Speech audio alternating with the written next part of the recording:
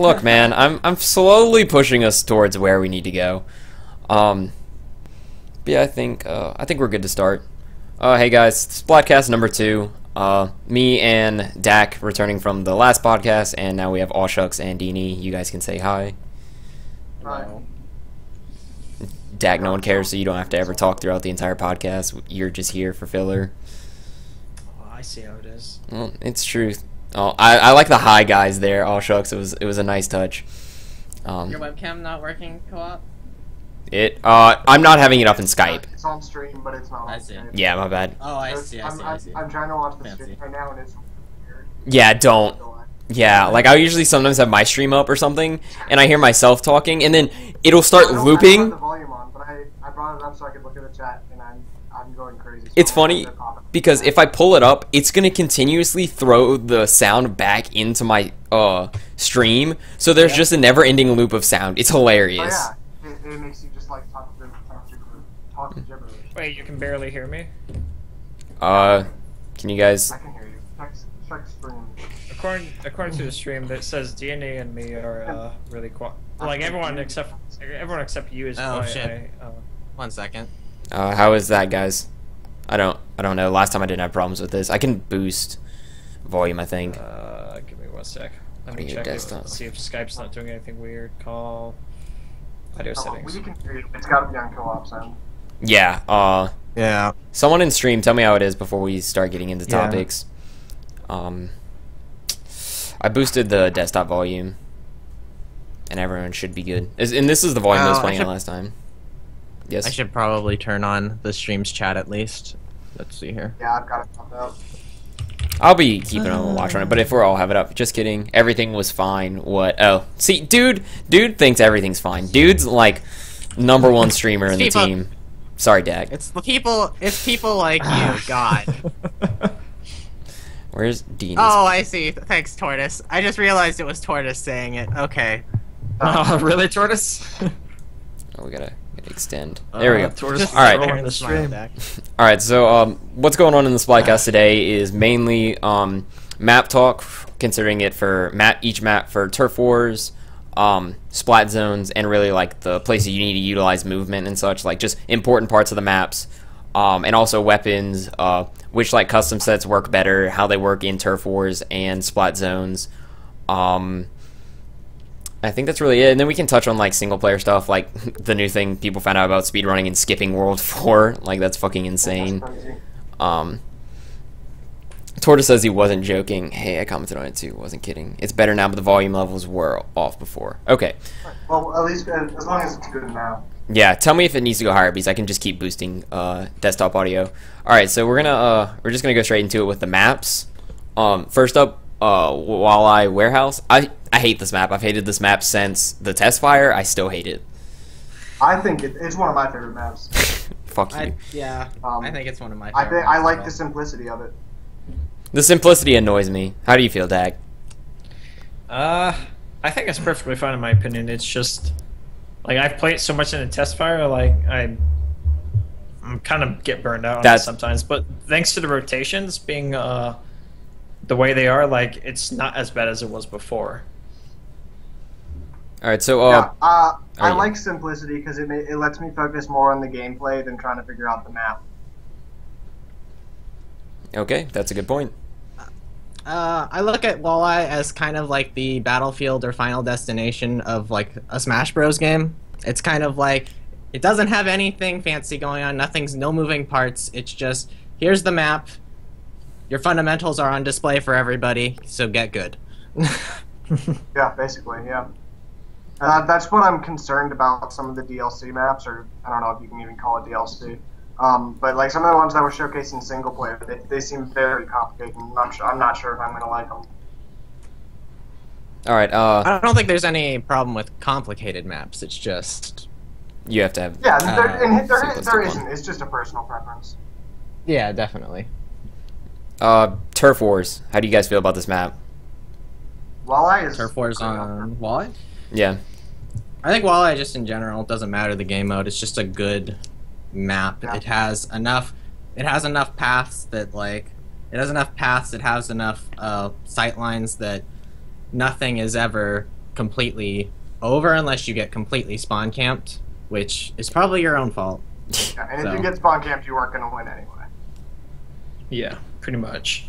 It's just none that it's like really easy to spawn camp in this map too, compared to other maps, just because due to the small size of the map as well. But it's not too much of a problem now that the full game's out. People are getting way better at it. It doesn't happen as frequently as it did in the test fire. I suppose there is a little bit easier to spawn camp on that one since there's only really one outlet from the very beginning. The fuck corridor, as I like to call it. Yeah, but yeah, I think it's a very basic map, so anything you can put anything on top of it and it'll work. Yeah, I was gonna agree exactly with DNE, but I think it's a good map for both Splat Zones and Turf Wars. Splat Zones, this is one of the ones where I feel like no matter like how much control of the map the other team has, you can still get to the Splat Zone if you need to. You have lots of options. I do enjoy the dynamic that comes from having the little tower in the middle of the Splat Zone. I think that's an interesting little mechanic. I like that as well. Yeah. Mm-hmm. Were you gonna say something, DNE? No, not particularly. Okay. Yeah, I like it's a lot of times when I get on this map, you're basically each team's holding a side of that tower, like where their spawn is, and you're just trying to get enough ink to secure the zone. Yeah, throw a sprinkler or something. But yeah, overall, like I don't like the map. I still think it's a good map. My rollout on that map involves just heading straight for the tower and lobbing a grenade over it. Yeah. I think that really covers most of this map. It's pretty simple. Don't have to get too much into it. Straightforward. Mm-hmm. All right, next, Urchin Underpass. I love this map. I love this map for Turf Wars. I love this map for Splat Zones. It's a map that I can play all the time. And I agree. It's one of my favorite maps, but I see a lot of people saying it's their least favorite, which is an interesting. I can get that.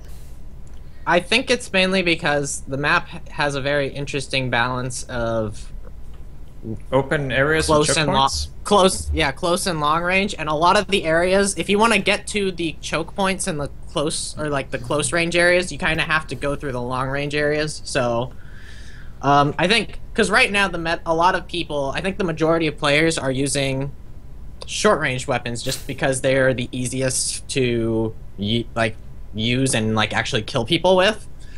Jeez, DNE, your mic. DNE has become satanic. Nothing happened on my end. Yeah. Oh well. It sounds fine now. Okay. But yeah, basically I think people don't like that map because they have to go through these long range areas to get to the places where they can actually kill people, and they're gonna get destroyed by anybody using a longer range gun. So I think it just has to do with what a lot of the majority of people are using at the moment, which are, rollers or splatter shots or gals, etc. Yeah. Yeah, I agree. I think it's a very interesting map. Yeah, I like it just because almost every weapon works on this map pretty well. And also Sprinkler on the ceiling part in the middle. Fantastic. It's very difficult to deal with that in Splat Zones, actually. It's annoying. Yeah.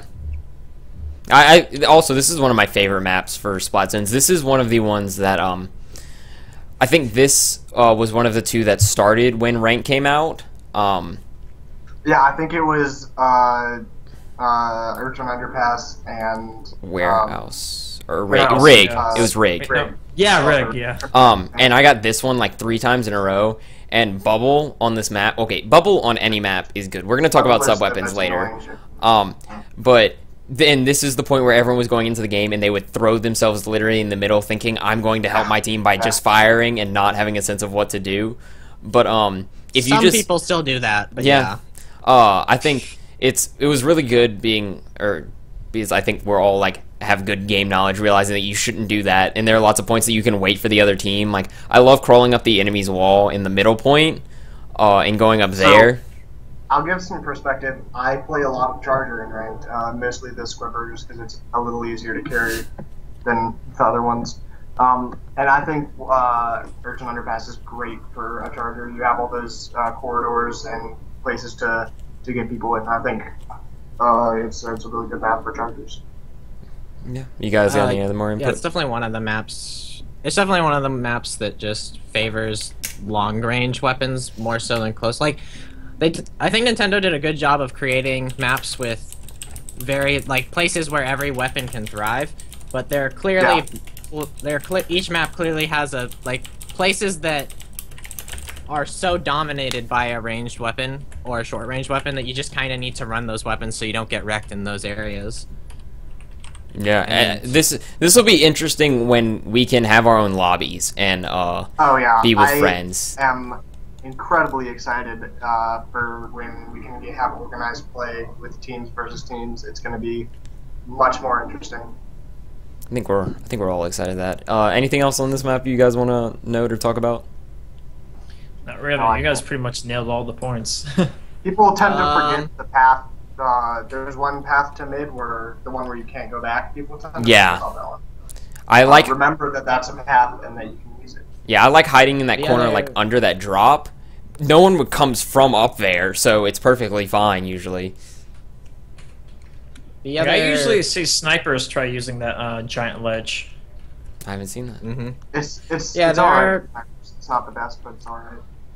Mm-hmm. There are like 4 key places on the map, I think, for long-range players who can easily lock down. You have and they're all based around the center. You have the 2 side lanes, which has that drop-off that you guys were talking about, and then you have the sniper. Then you have those side paths that anyone can go to. The high drops. Mm-hmm. There are two drops. One of them is has this metal guard that you can just sit on and snipe people from, and then you have the non-returnable drop off, basically. Yeah, both of those points are really important to my favorite place. The lanes that those watch are very important to have control of the splat zones. Long-range weapon, be it a charger or I also like using the Bill Squadron. My favorite place to be is on the other team's corridor. It's a great place to get control from. Yeah. Alright, next map is Mall. This is my favorite map, no doubt. Love this map. I feel like you can use a lot of weapons here. I don't know how much so a charger, but like everything else I feel is pretty balanced. I mean, not a charger, a roller, my bad, roller. Roller actually is the most annoying on the stage. It's not good, but it's annoying because they can come out of anywhere and get the drop on you. It's really annoying. This is actually one of those stages that I think is very interesting for a roller in Turf Wars because it's such a big map. There are so many long corridor paths that, and in unorganized teams, you can't always watch everything, and so sometimes you're just gonna get that roller that somehow goes through one of the side paths, and you're like, well, our entire back is now inked, guys. What are we doing? Yeah, that's true.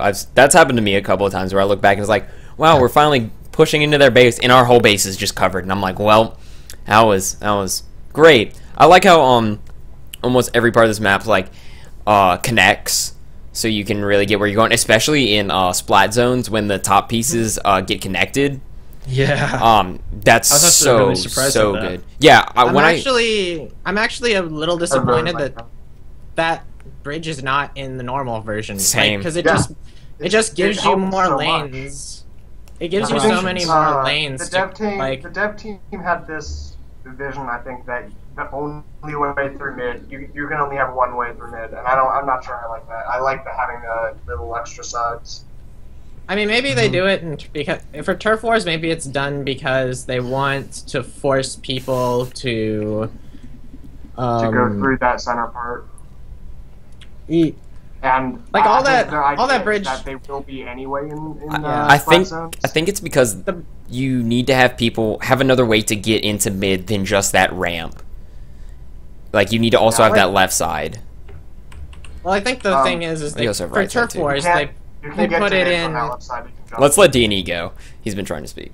Sorry. Yeah, for Turf Wars, I'm pretty sure it just has to do with the fact that they wanted to sort of because. In Splat Zones, the priority is the center. In Turf Wars, that's not the case. The entire map is the priority. So I think they wanted to create more lanes specifically that let you get good angles on the center for splat zones in particular. I'm not sure why they wouldn't do that for turf wars as much, but maybe it just has to do with the fact that they don't want it. They want it to be harder to kind of back rage people with that side path that the bridge lets you access so easily. I don't know. Overall, great map. Love to play it in Splat Zone. Still a good map for turf wars, but definitely a lot better. The graphic got up on the stream, by the way. I like that you've got the graphic on the stream. I haven't been watching. Yeah, just to give people a like visual reminder of what map we're talking about once we get into it. But yeah, I love this map. Really viable with lots of things. Kraken on here scares the fuck out of me. Yeah. It's another map that really favors long range weapons, which is why I think a lot of people don't like the map. Yeah. And another one where it's really important to get control of the other team's corridor. Yeah. I also, something to mention, when you go up the right side, and you get into that little corridor where you drop down and can't get back up, I think it's really important that you have that drop off to allow teams to push back onto their side, because it gives them that advantage of height. I think that's really important, and like might be just overlooked, like, oh yeah, it's good design, but like it's really, really good design to allow teams to push back.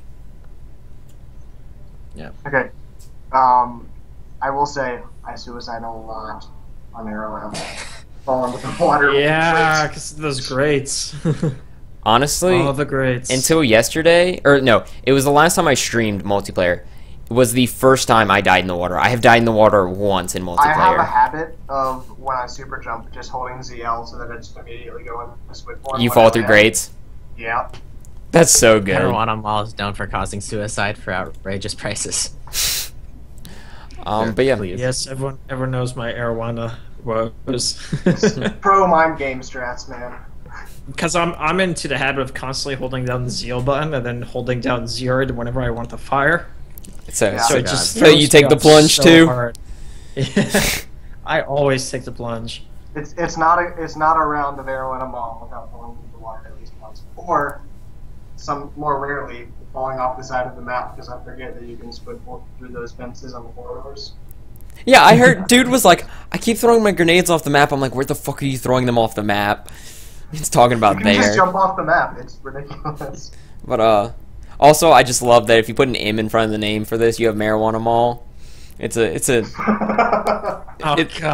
funny. Someone came in, and I'm just assuming it's this stoner who found out this joke and needed to tell everyone. He came in my stream, and he's like, dude, put an M in front of the name, and I'm like, what the fuck are you talking about? But overall, what's the next map? Next map is Rig, the other map we got in the test fire. Salt spray. Yeah, let's let Dak go because we've been taking over a little bit. So Dak, you can start on this one. I enjoy this map very much, both on turf wars and splat zones. Especially splat zones, I love it. Even though I hear a lot of people they don't like it a whole lot, but I just like it mainly because I don't know. Wow, great talk. Yes, good commentary. Beautiful. I agree completely. 10 out of 10. Best commentary ever. So Salt Spray is one of the maps that very much gives you a lot of options when it comes to being close quarters. It's kind of the opposite of Walleye or Arowana or the other map, Arowana. Urchin. Right. Yeah, basically you have a lot of corners. You've got a lot of places where, as a close range player, you can get up on someone's face and they really can't do much about it. It's very hard. It's much harder to kite on that map effectively. So, I like that turf war in Salisbury Rig kind of becomes kind of similar to splat zones, where you're just trying to hold the top until the very end when you'll just push and try to grab bottom and stuff. And I think that adds a really interesting level of play to the turf wars. It's different from any other map where that it's not a straight line map. It's two forks that go into one level instead of just one team spawn at one end, one team at the other, and then there's some stuff in the middle. I love this map. I've loved it. This was the map I always wanted to play in the test fire. Not just because of my hate for Warehouse, but I really enjoy this map. I love climbing up the sides with the poles and the boxes on spawn. Yep. My favorite part of Splat Zones is people so focused on putting ink in the zone, because like lots of people like to sit up in those little top corridors and just spray ink so that either the other team doesn't get full control or they can gain control back. I love going behind them and killing them. It feels so good, and I think I will say that in Splat Zone, this is one of those maps where non-experienced teammates like to just go and like ink the bottom or ink the top, and like I understand the excuse of I just wanted to charge my special, but that's not really necessary. You charge it quick enough just to bend the zone. Yeah, there's been a few times understand charging your special where I look at the map and the bottom and the top piece, like crane and then the bottom, are completely painted, and I'm like, what the fuck are you guys doing? Like, because I think there are some specials that are really good that you should go paint, but if you're like painting with the enemy team, like against each other, you get your special pretty fast. I see. So right. So what I'm saying is, go ink other places if we have the zone and we can hold it down without you. Otherwise, you need to get to the zone. Yeah. And Yep. like if the zone is in contention, correct me if I'm wrong, but I believe Contestion. specials charge quicker in spot zones. So it's don't your know that. special will charge very quickly on its own just through normal play trying to protect the zone. So unless you've got something really good like a bubble or something, then don't bother. Yeah, I really like the verticality of this map. Like, there are lots of times where you can hide in ink, and since you're on a higher I level, love the verticality. like, I love it. This is one of the maps that I think I can perform the best on, just because people will get too sucked in on focus on the objective, specifically splat zones, and care so much about it. Like being able to go around and notice that they're not caring, or noticing that like teammates are getting chased in spots, or just like pushing to different places. Also, something I didn't realize till splat zones came out, on the little front piece, like the pipes, you can hop over those little walls that would put you into the splat zone. If you're coming from like the bottom. Yep. I didn't know that those pipes could like be painted and you can hop go. over that wall. That's Yep. it's so good. Like the first two games where go. Keep going. I was gonna say, like, the first two games where that happened to me, I would not pay attention to those walls at all, and I'd get killed because of it, and it fucked me. And I just love that there are so many options, and it really hurts like not as strong players or people who can't figure out what the best play is, or even like really be decisive, because you have to make a choice and stick with it and know why you're making that choice. And I think some people can't do that. I'm not trying to be like, I'm so good at this game, I understand the perfect play every time, but like if you pay attention a lot on this map, you can do really well if your teammates aren't shit. So it's really annoying. So you know the sniper towers overlooking the zone, right? No, they don't have those. Yes.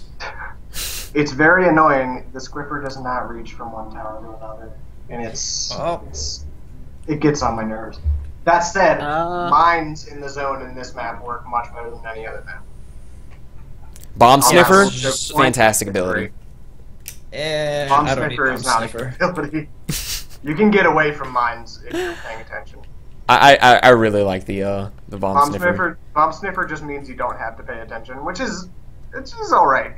But it means you're giving up either stealth jump or ink resistance, which is not. That's true. All right. Anything else on this, guys? Throw a sprinkler onto the moving platform. It's great. All right, and sprinklers surprisingly good. Skate park. I love. I like this map. Yes. I don't so much love this map, but I don't mind playing on it. Like, I'm never upset to see this in a rotation. So here's my thing. Skate park on turf wars, I couldn't care less. It's not bad, but it's not great. Skate park on splat zones is great. I love the dynamic of having two zones, which is interesting because I hate turf war, or I hate splat zones on Port Mackerel. But I think it works really well on skate park. It's really interesting because basically the zones aren't so much separate, are only separated by the tower, right? So exactly, they're not far apart. So whoever has control of basically whoever controls that top tower generally can, one, they have advantage on basically every zone that the enemy can come from, but also they have they can just shoot down on the zone if it's trying to be taken. It's easier to hold both of the zones. While also, it's a really interesting. While also map, being sure. It's a little easier than normal to take the zones because you only have to take one, and then the enemy team's attention is diverted and take the other. It's very much a mid-range map where basically most of the sight zones that you're gonna run into are not too close, but they're not that far either. So, right. I think it's a very interesting map. Yeah. I'm not gonna lie, I have not played this map with splat zones. I've never played when it's been in rotation. You should. I think it's the last 3 days I've been booked with stuff just because my parents are out of town and I've been wanting to like actually be a person and not a hermit. You get a chance though. Wait, you're a person? What? No, I'm actually just an internet like figure. I only operate. He's a squid, guys. He's a squid. Okay. God damn it. But overall, I like this map. Turf War, it's a lot of fun. I do love the center platform, and I love that even though ramps in this game are really, like, they piss me off sometimes when you can't get up them and you have to, like, splat, like, one little, like, piece of ink to get up it. I love, like, going up the wall and having, like, the options of those railing parts on either side, going up those as well. It's pretty fun if you're running a weapon with a mine, and you have a good roll out, and so you can get some mid quick. It's fun to just go out, put a mine on the tower, and run off, and you will invariably kill somebody on the enemy team. Another thing I would say is that on Skate Park, the team that more effectively uses those the half pipe side lanes that you have access to often wins. People forget about those so much. It's easy to come in from behind and get people. Yeah. Whoever has the control of the control of these half pipes is often going to win, just because it's not only got a good vantage on the opposing zone, but it's also got a side path to behind the enemy generally. So this is another map that I've had particular trouble with the Kraken on. I don't know if it's just me, but I've had a lot of trouble with the Kraken on this map. The reason why you have trouble with the Kraken is mainly because you have to go up to escape in a lot of situations. So, and that slows you down a little bit, especially if the wall isn't already inked to get away. You're usually going to get cornered in this map. Yeah, there are a lot of on the skate park. There are a lot of ramps and just ramps, verticality, yeah. Which is cool. I generally like. I like verticality, but stupid freaking. By the way, I love the middle tower because I just jump off of it and just dive bomb people and then they die. It's fun. Makes me feel like a badass. It does. It's like I'm Batman. It's great to drop grenades off of, and people have no idea where they're coming from. For some reason, they don't remember that that's a thing, and so people are like really confused. Of course, I play on like the lower levels of splat zones because I haven't spent too much time trying to level up, so I'm at like B-. Oh, you're saying low. Like I played the day of release, and I'm like C+. I need to put in time. I mean, I've spent a lot of time in C too. I mean, until you hit B, you don't have to have a 50% or better, than 50% to rank up. So with your win rate, you're gonna most people are gonna be in B-. Yes, because that's the point where you have to start getting a 50% win rate to get up. Generally speaking, if you play ranked at all, you'll hit B- eventually. That's just so. If you're completely average, you win 50% of your matches, you will land in B- and stay in and that's where I think a lot of people are gonna have. All right, the next picture, because I couldn't get one of Port Mackerel, it's actually from the guide that I guess like Nintendo's putting out, and it's got like coming soon maps, which Port Mackerel was on it because it was a coming soon map, and it's also got the Camp Triggerfish, and then the two maps that we see in single player, the one that's got a lot of like tubes and platforms to walk around the top, and then oh god, keep going. Sorry. And then I don't know what the name of this one is. It's also in the single player. It's one where you kind of like descend down into like a middle part. If you guys look at the stream, you'll be able to see it. That's it. I remember. It's got a name, but I don't remember. Like, wait, hold on. I can like move this down, and we'll see what the name is. It says Bluefin Depot, but like. Bluefin Depot. That's it. Like, I don't know how much that helps you guys, but anyway, Port Mackerel. We've just had it for a few days now. I enjoyed it a lot. Splat zones. I think it's really fun. I love like letting my team rush with 3 people to try to get their splat zone, and I hold back with the Splatter Shot Pro. It's pretty easy. Turf Wars, I don't know. Like the map's good, but it also frustrates me sometimes, and that's probably just me being salty from yesterday trying the ink brush, and I kept getting port mackerel, and I had a team of 4 brushes, and we got fucked in the ass. I don't know, but I have some pretty strong opinions on that. Port mackerel. That's all my stuff for that. I was just gonna. Port mackerel is just another map. Well, it's not another map, but it's a map that has so many corners. It is so good for close range weapons. It's insane. But by that same token, but it's interesting because then you have the place where, and this is particularly relevant in splat zones, but the splat zones are in the 2 open areas of the map. The 2 points of the map where you're gonna actually want something with a little more range. So it has this interesting dynamic of if I want to win the push, I need close range weapons, but if I want to actually take the game over, I need something with a little more range, which kind of makes me think that we're going to see a lot of mid-range weapons on this map, more so than anything else in the long term. But so, I do not like port mackerel. So I'm kind of the opposite. I'm on your end, dude. I don't like it. I like it for splat zones, kind of. I'm the exact opposite. So I hate it for splat zones. I think it's the worst, but I like it in Turf War. I don't dislike it. I think it's alright in Turf War. So here's my thing with splat zones on port mackerel. The idea is good, and maybe with organized play it'll be fine.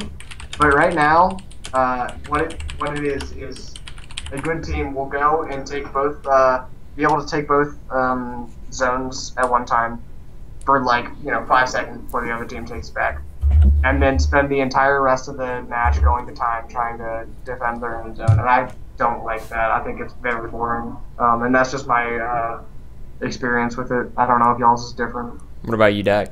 You're the only one who hasn't weighed in. Basically, port mackerel, I enjoy it. On splat zones, you really, really need a well-coordinated team to basically get it to go to a knockout. Otherwise, you're just going to keep on ending the game via timeouts. It's a very timeout-heavy map. Yep. Yeah, it is. Just because the distance between the 2 zones is so great that you kind of you got to choose how many people you want to send out and how many people you just want to lay back for defense.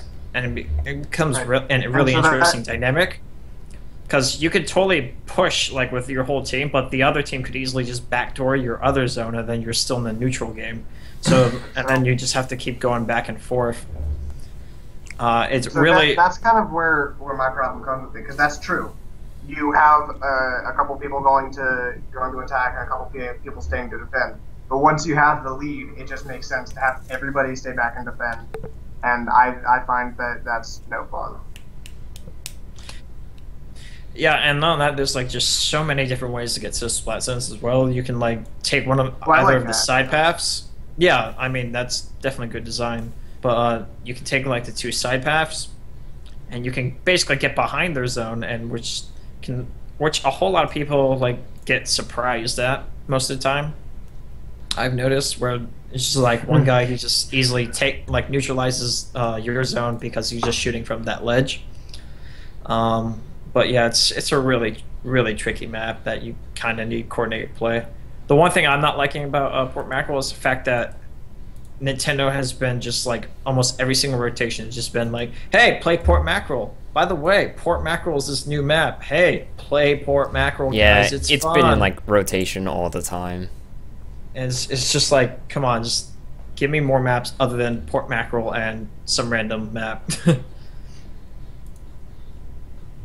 But I do like the areas where it's just nothing but corridors, because you can flank people from there, and it's really fun just to be in that area, just to watch your back and whatnot. All right, I don't think we have too much to say on the other ones. Camp Triggerfish, we've seen nothing of. I have a few things to say. Camp Triggerfish looks very interesting. It's kind of... I lied. So if you've seen any of the pictures of the layout that somebody figured out, I don't know if you have, but it looks very interesting, where to get to the meaty parts of the map, where I assume the splat zones will be, you have to go through kind of narrow corridors, and that's the only way to get there. So I think it'll be an interesting dynamic. I'm not sure whether I'll like it or not. I could talk a little bit about Yeah, go for it, the man. depot. The depot. Okay, I actually have this problem with the depot and Kelp Dome, which are the two maps that we've actually seen in Played in single single player. Both of those have this problem where there isn't a middle, so that means obviously the splat zone is going to be split, and I'm almost certain that basically, along with Port Mackerel, all of those maps are going to constantly go to time because they're probably going to be too far away for you to contest both of them And that's at what the I same like. time. That's And what I like keep about both the of skate them. park. It has two. Yeah, It exactly. has two zones, so that it has that interesting mechanic, but they're close together. My problem with that whole thing is that isn't so much that it goes to time. My problem with it is the way the time penalties and overtime work, and they just I hate overtime. It gives too much advantage to the losers. I don't mind the idea, yeah. but it needs to end if one team takes back. They don't need to take back control. They just need to keep control from the other team. So say on Fort Mackerel, one team gets the thing at the very end and runs it down. If the attacking team can take one of the zones, it should automatically end the game, but it doesn't. You have to take both zones back to win, which is very annoying. It's not that bad on a single zone map, but it's really annoying on double zone maps. The problem with double zone maps in general, like it makes the time penalties and the overtime for a double zone map, it becomes so swingy that it's almost not competitively viable. Like, you get into these situations where it's just the team that's been winning the longest, they slip up once during during regular time of a game, and suddenly if because of that one slip up the enemy team digs in, suddenly they've lost the entire game. And I don't think that's okay from a competitive standpoint. I agree. Agreed. All right. Can I say that? Is it Kelp Dome with the on the top right in that graphic? Yes. I don't like that map. Who knows? Once we actually get to play it, I might like it. But I didn't like it in single player, and it just looks. It looks like too much is going on. Like how I liked Walleye Warehouse because it was very simple. This is the exact opposite. This is my least favorite level to play in single player when I speedrun. It's so boring. Like the maps, there's just like so many options, and lots of them aren't good. It's hard to know where you are too. I got lost on it when I'm trying. Okay, well I'm not dumb, but it's definitely like this. It's a very interesting mid-range sort of corridor shooter. It makes it very easy for a ranged character on that map in particular for Kelp Dome. It just makes it very easy for them to just never let you get close if you're trying to play short range, and so you're just going to get destroyed.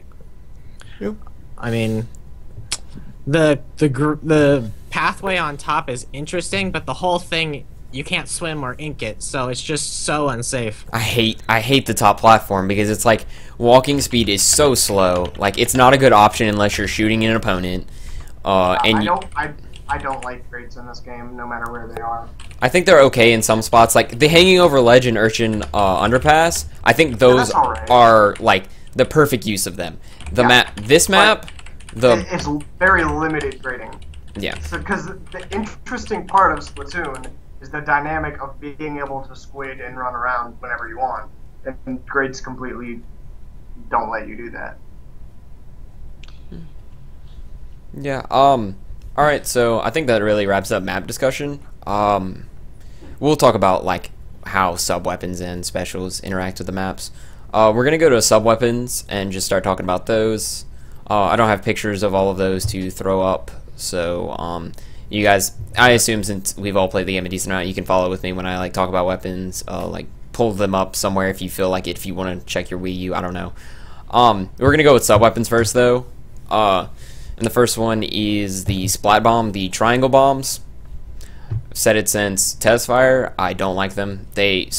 Burst Bomb offer, like, their pros are in the burst bombs without the con, or their other pro of being like really strong is in suction bombs. Like they're not good enough to be different from them too.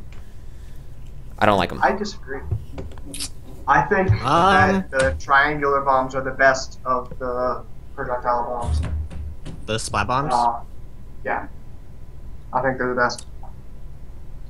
I don't have much to go to back up my opinion there. I think I like that they stay on the ground actually because burst bombs don't. Burst bombs would be good if they killed in one hit. They don't. They'd be too good. Yeah, exactly. It's as simple as that. So, but I like that splat bombs can be used for area denial very easily. Throw one on the point in splat zones and you keep the enemy away for like a second or two. It's not great, but it helps. They're harder to control than the suction bombs, but they also have a lot. They have a lot of interesting physics things when they roll and bounce off things, which I think it'll take a while for people to really get good at using them, but I could see them being better than they are right now once people have a better understanding of how to actually throw them around. But Dak, you got anything? Until then, I don't have much of an opinion. About burst bombs? Yeah, I'll jump in really fast though. I agree with splat bombs. Yeah, splat bombs. Splat My bombs. bad. I agree with what DNE's saying. I think like they really need to get utilized more, and I think they're going to be better in team settings. Right now, I think they're really bad, but I think there is room for improvement. Dak, you're up. I think there's room for improvement. Okay, shut up, Shucks. Now, for splat bombs, I love these things mainly because like you can just like toss them around corners or whatnot and just apply a bit of pressure in certain areas. The one thing they're not really good for is just like trying to like throw them on top of a ledge where a sniper is at. It's kind of difficult to aim that and have it land properly because it just loves to bounce around so much. But for dealing with people who are on the ground, it gives you options. You can either cut someone off or well, what's the word? Cut someone off, or you can just basically tell them to not to basically stop charging at you or something. It can act as a deterrent, or it can cut them off. There's a lot you can do. It's basically offensive and defensive, depending on your use. Yeah, pretty much. You're not going to get a whole lot of kills with it just because it's really easy to avoid, but it's just mainly used just to get people out of an area or... It forces people to move in a specific way if you use them properly, and that's important. I just feel like... Otherwise they take massive damage. I feel suction works better for that than... I guess, like, in some situations, like, splat bombs are going to be better because they're not suction. But well, yeah, because the two things have different uses. That's just how it is. Yeah, the thing with suctions though is like as soon as you throw them, the first thing they hit is what they stick to, pretty much. So, unlike splat bombs, which you can kind of like toss them around a corner or whatnot, suction bombs can be used for a similar thing what splat bombs can do, but just in a different way because of the way that they both work. Something I like about all of these grenades is they don't use too much ink. I have a problem with some of the sub weapons that they use more ink than I'm willing to. Splat bombs use 75% of your ink, dude. Right, but it's enough to like, what the fuck are you talking about? That's still enough to shoot someone, though. Yeah, it's more than enough that I need. Because I refill constantly. As long as it doesn't take like 90% of my ink, I'm good.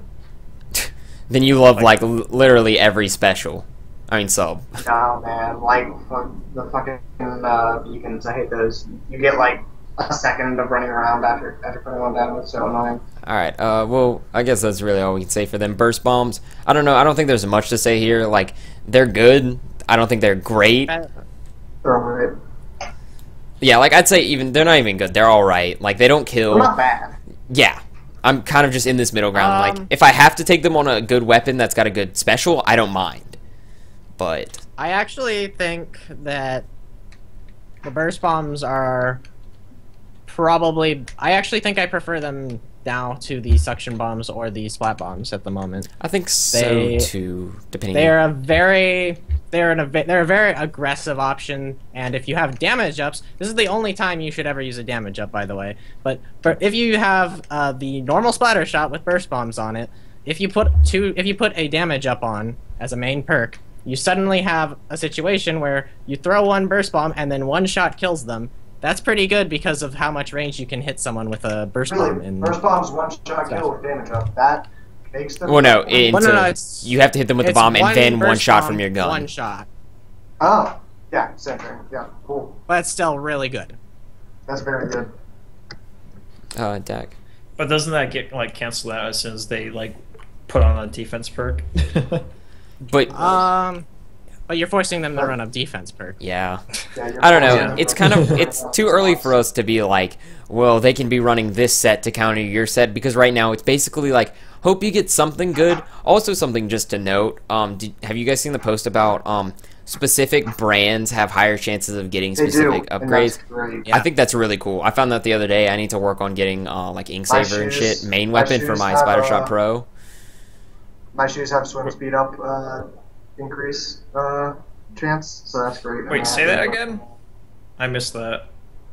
Who, me or Shucks? So certain, you certain go up. you know how the clothing has different brands. Each brand has a different chance of having certain secondaries. So each brand, when you roll a secondary, there's an increased chance of one perk and a decreased chance of another. With the Crack-On brand, So I can link, which is amazing. Link in the chat somewhere. Yeah, it's a Reddit thread I saw the other day, but just something cool to note.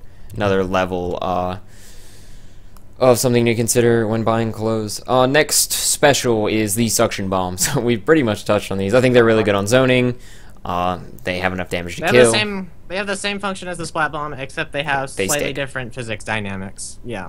I mean... Yeah. I'm good to skip over this if you guys are. Right, just a quick Okay, note. well, apparently I'm about not. to put a link to that Reddit post in the chat. So, there you go. Alright, next is the Seeker. Oh my god. I love the Seeker. Like, if a set's got it, give it to me. I love the Seeker. The fact that you can swim behind it and use the ink, like, it's good in lots of situations if you're holding down a corridor. Like, I have a video on my channel, which it's me and that SRB 2 dude. We spawn camp for a minute and more than a minute and a half on Warehouse, and I constantly just throw Seekers up into that little, like, fuck corridor I was talking about. Constantly and just get my ink back, and if I want to, I can just follow it. I think it's a really interesting sub weapon. I think it's really good. It's another sub weapon that's not going to get you kills all that often, but it has a very interesting dynamic in that it almost forces your opponent, like, it's probably one of the better ones for specifically countering ranged characters, like ranged weapons, because you can shoot it at someone, and if they're trying to like zone you through a corridor, if you shoot it straight at them, they have to back off, and you can like push up a bit, and with like Port Mackerel, you have side corridors you can pop into. So it's really interesting for zone control, and sometimes you'll just get a poor sucker because they don't know what's happening. And that range is ridiculous on them. I love that it doesn't still stop. talking about the Seeker, right? Yes. Yeah. Yeah. It's great for rollouts, for trying to get to the bit fastest. It's great. I love it. It's also really annoying. It's also really annoying on Arowana Mall. You just sit in the middle and Port just Mackerel.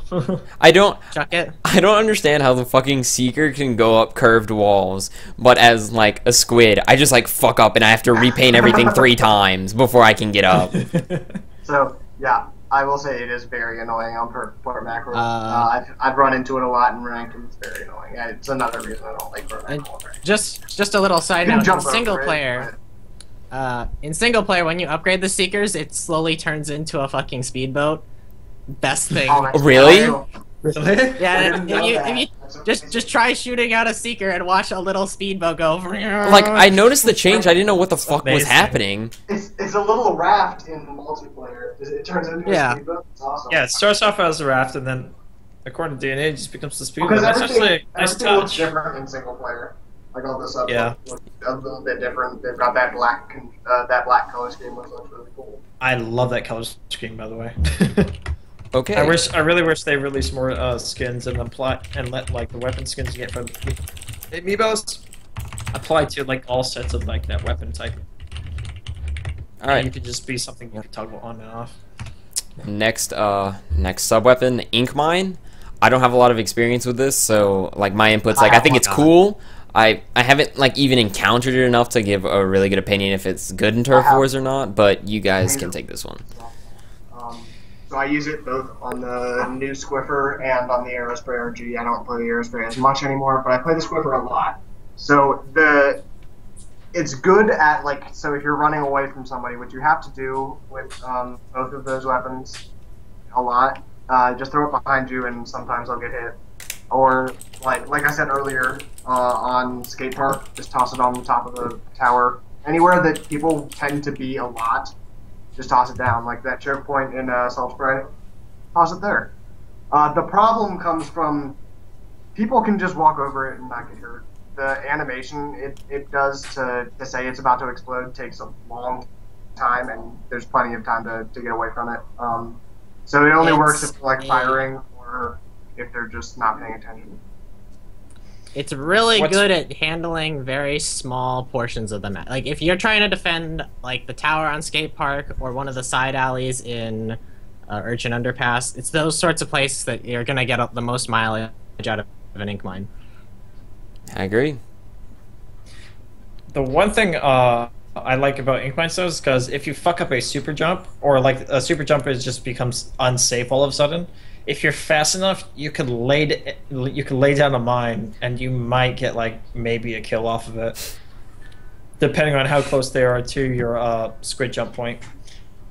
It's hilarious, and I just love it. But you have to be really smart with your ink mines if you're gonna use them effectively. You can't just like place them willy-nilly around the map and expect to get random ass kills, like the claymores in like Call of Duty or something. Yep. Yeah. Also, does anyone else, like, when someone starts to squid jump to you, do you, like, protect that area? Because I do it every time someone squid jumps to me. I never want to have someone die from squid jumping to me. Yeah, of course. Depends on the situation. It depends, yeah. If I'm already, like, if I'm trying to push, I'm not going to.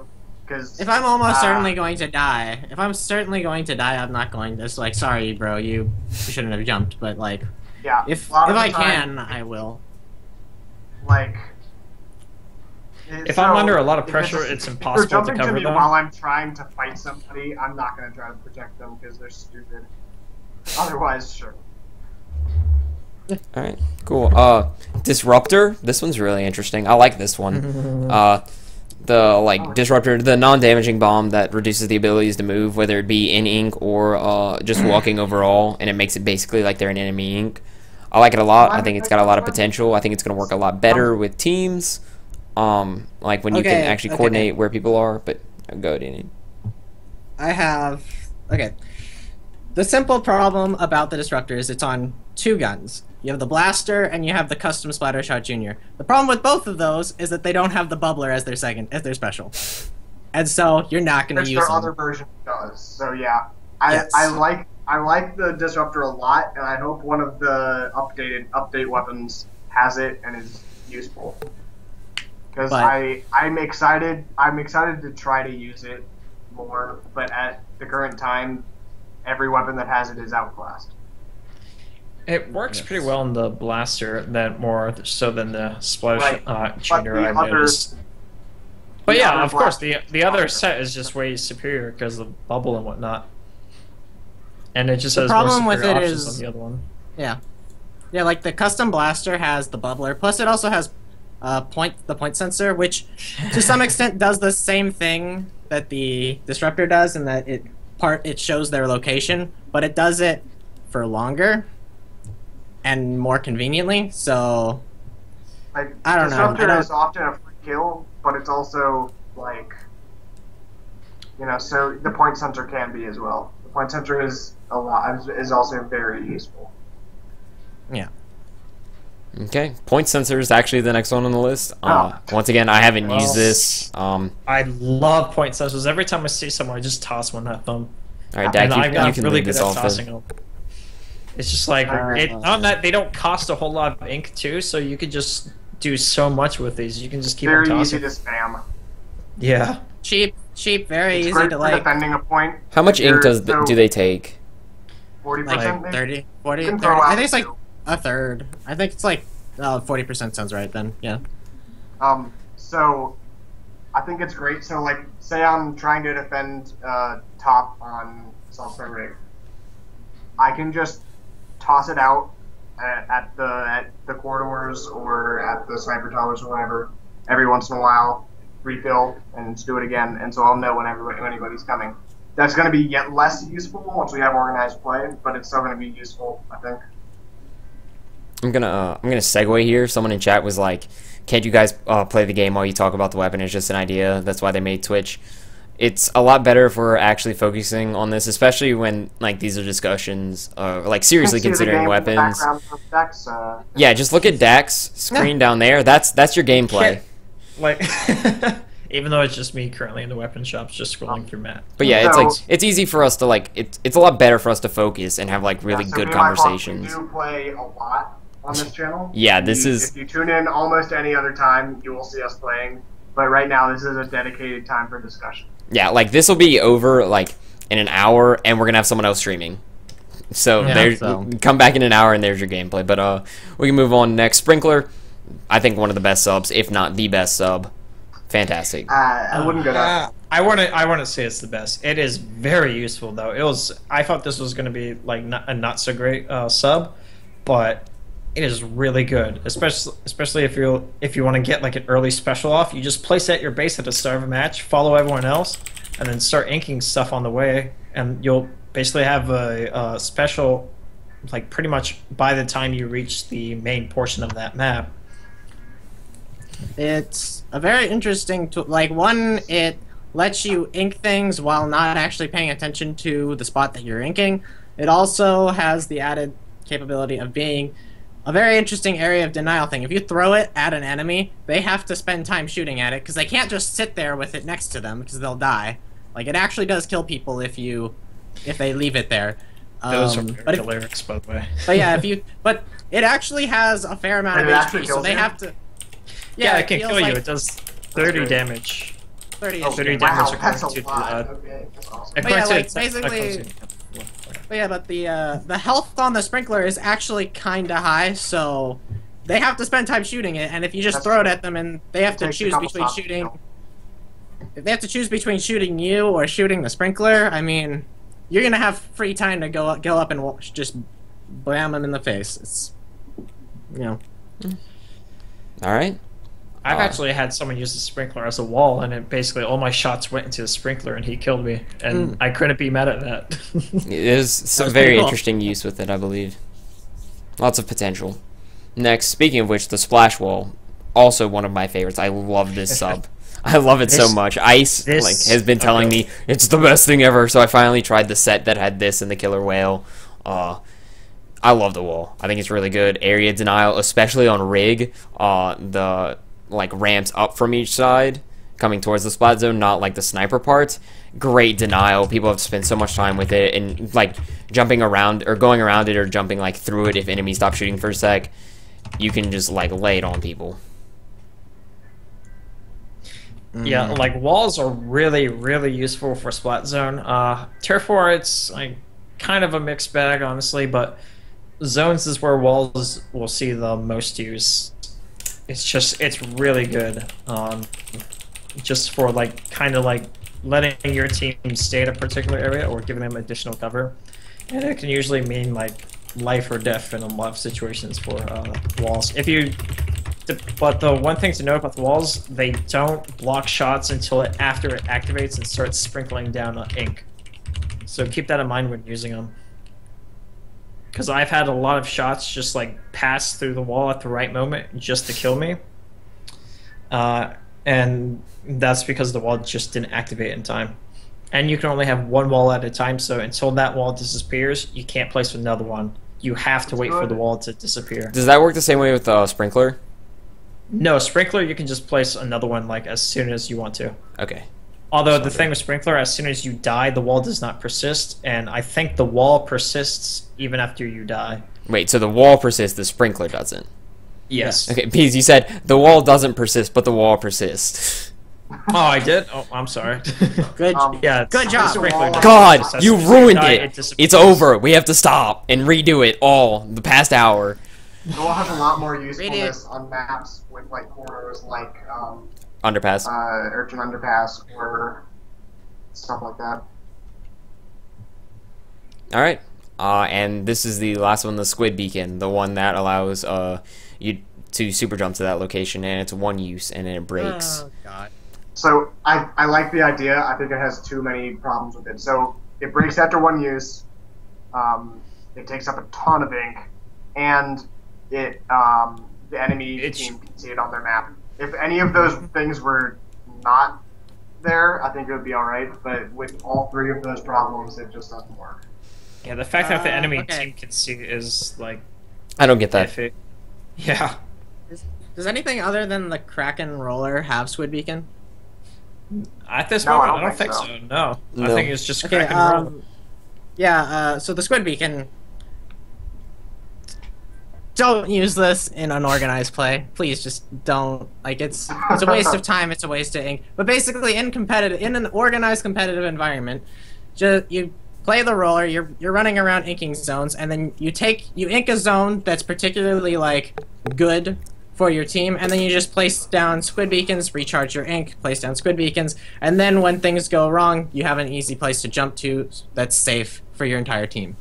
But that's only good and organized because your teammates are not going to, like, be listening to you or, you know, noticing what you're doing. So. Not on that, a whole lot of people don't really know how to use the Squid Beacons. In fact, that you actually have to physically tap the beacon part, because most people are usually used to just like tapping the portrait. Name. Even though, also another fun fact, you can also tap the squid icons to jump to that location as well. Yeah. Which I recommend you do so that you actually know you can more quickly assess where they are on the map. When I try to use the names.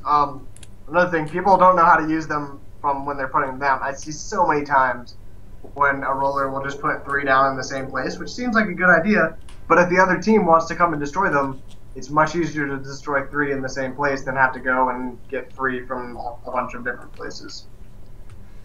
You shouldn't have 3 in the same place because you shouldn't have 3 rollers on a team. Yeah, and so... Well, no, you can place down multiple Squid Beacons out from the roller. Yeah, you can place down. You can have a maximum 3. Oh, okay, that's not bad. So I forgot what yeah, so if you don't need 3 beacons in the same place, because if somebody's gonna jump to one of the beacons, the other people can just jump to that person. That's true. Okay. That's true, but yeah. Alright, that's it for all the sub weapons. We're gonna go to the special weapons. I don't know what our time's gonna look like once we get to the regular weapons. We might just like skip through. Whatever. Yeah. Might skip through, and actually what is time, guys? Your end Nintendo, I think, is actually starting an hour late, so we could extend a little bit. But we'll go to specials now. Obviously, starting with number 1, the first on the list, Bubbler. Best one in the game. Flat out. Literally the best. Okay. I actually think this is the second best, but behind. Yeah, behind the Kraken, but we can talk about that later. The Bubbler has Bubbler and the Kraken. Basically, it's invincibility. What more do you need to know? Not dying is probably a good thing, guys. Spoiler alert. I think that covers it, really. I enjoy using it, and I hate playing against it. Yeah, I'm sure a lot of people have the same experience. Yep. It's a very frustrating thing to deal with. When you're... And to make matters worse, the Bubbler gives it to your teammates if they're next to you, so you can make a pretty ridiculous push down a path that normally you shouldn't be able to pretty easily, just because... A lot of random players do is try to challenge the Bubbler, and it's okay to run away. So I'm talking specifically to... I'm not backing down! It's completely okay to run away, go ink somewhere else, and then come back and deal with them. Like, it's very important that if you, before we talk more about the specials, learn to know the visual indicators of when someone has their special up, because they glow, they're going Super Saiyan. Just notice that fact and consider what special they have. Yeah. Like, try and keep that in mind if you want to actually not get destroyed by things, because sometimes you just need to know, like, alright, they've got the Kraken Roller. Okay, they've got the Splattershot Junior, the normal one, so on and so forth. One thing to note about it, when you're trying to engage a person with Bubbler and they have it up, don't push at them. You cannot push on someone who has Bubbler active. You need to take it a little slower, because if you get cut off when you make a push and they pop Bubbler, you are dead. You want to have a retreat path. Yeah. The other thing is, the one downside of Bubbler is when you get hit while you have Bubbler on, it actually pushes you back. So ranged weapons are actually the downfall of the Bubbler. Yep. All right. Pretty much, and also the fact is the pushback is much more noticeable on heavier hitting weapons. So if you're getting shot by like an aerospray, it's not going to move you a whole lot. But if you're getting shot by, say, like a a 52 gal, you're going to feel it a lot more because it's hitting for way more damage for a shot, and it it can throw you off. And on certain maps, like say Salt Spray Rig, you can actually knock someone off the edge who's using a Bubbler, which is pretty hilarious. Or on, say, Erwan Mall, you can knock them off. Okay, yeah. But I think Bubbler is better than Kraken just for the sheer fact that you can just give it to everyone, and you can still kill people with it because of you can still fire your weapons while using it. But like DNE said, anything with range can usually can keep the Bubbler at bay for long enough. But also, wait, does Bubbler knock you back even when you're in squid form? Yes. I don't know. Yes. It does. I've tested. Yeah, and also what's interesting when you're in squid knockback. form? Yeah, when you're in squid form and you're using the Bubbler, the are Bubbler is visible. still around you. Yes, so people can see where you are, even if you have Ninja Squid on. So keep that in mind when using it. Let's also note, using your special refills your ink tank. Just something to note. All specials refill ink tank immediately. So yeah, I was just pointing that out. Yeah. All right, next one on the list. My personal favorite, the Inkzuka. Great item. Thank you, single player, for teaching me how to aim this weapon.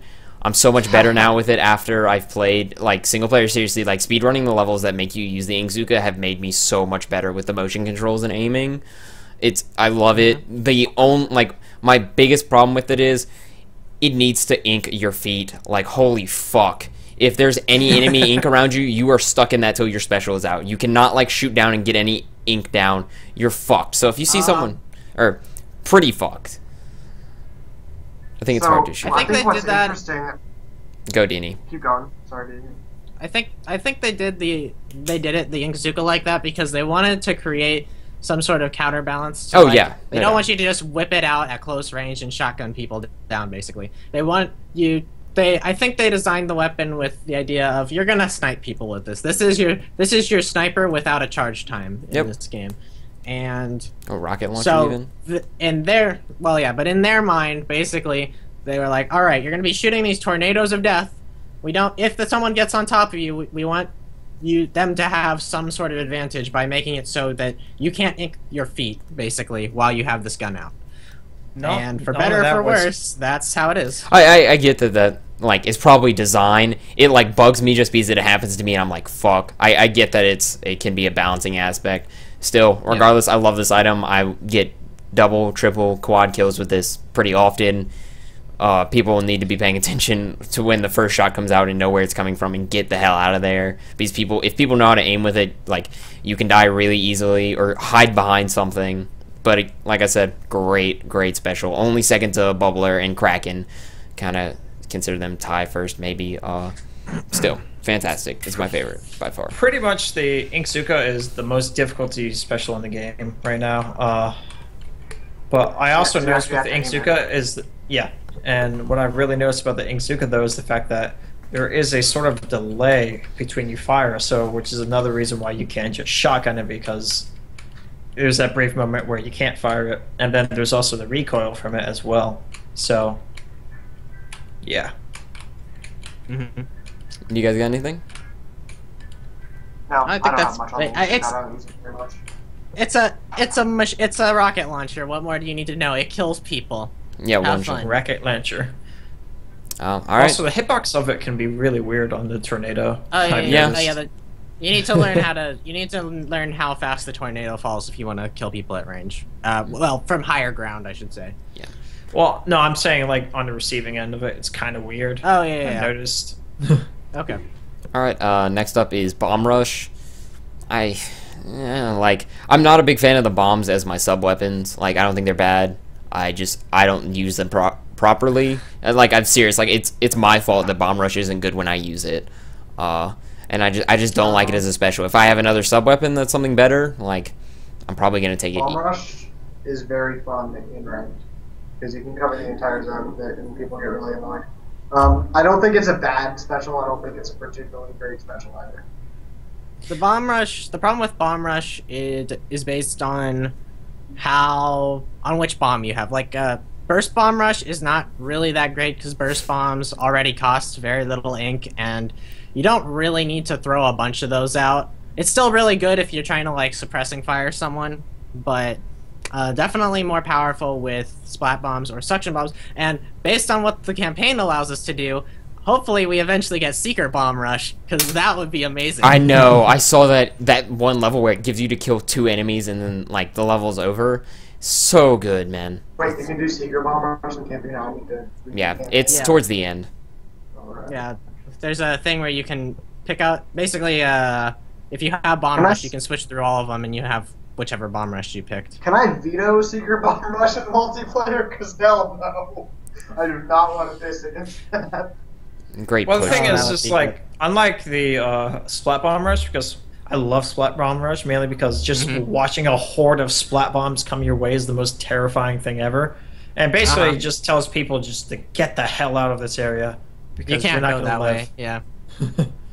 Yeah. But if a Seeker Bomb Rush happened, I don't think it'd be as effective, mainly because you can't really lob a Seeker Bomb anywhere. They just go in a straight line. No. Splat Turn. Bomb Rush. Splat Bomb Rush is better in a wide area. Seeker Bomb Rush is better in a corridor. Yep. Yeah. Different places, Just different happens. uses. Yep. All right. Mine Bomb Rush. Oh god. Just this zone is mine. Do not- Minefield. Don't step in the wrong spot. Next up, the worst special, I believe.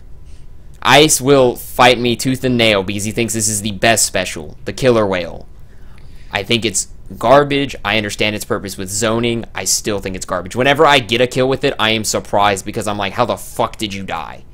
The problem with the Killer Whale is that it's a weapon that requires coordination from your team. Like, basically, because you're at the far end of the Killer Whale, you're going to shoot at it, you're going to shoot it, and then you need to reposition to take advantage of it most of the time. If your team is in a position where they can already take advantage of the Killer Whale, it's a much better thing. But unfortunately, we're playing unorganized right now until August. So, Exactly. I don't think we point. can really say too much about how good the Killer Whale is until we actually play it in an organized team setting.